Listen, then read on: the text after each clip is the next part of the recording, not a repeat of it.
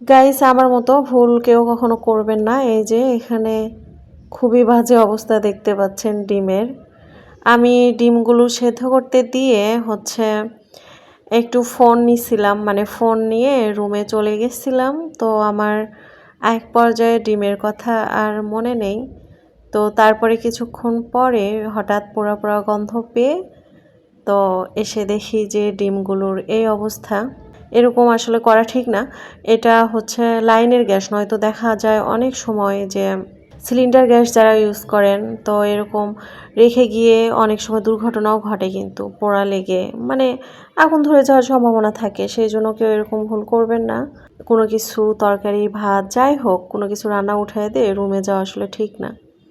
আশেপাশে থাকা উচিত এবং মনে রাখা উচিত যে আমি রান্না তুলে দিয়েছি। তো এই যে ডিমের এরকম অবস্থা। এগুলো রান্না তো আর করা যাবে না, ভাবছিলাম ভুনা করব। তো এখন এগুলা ভর্তা বানিয়েই খেতে হবে।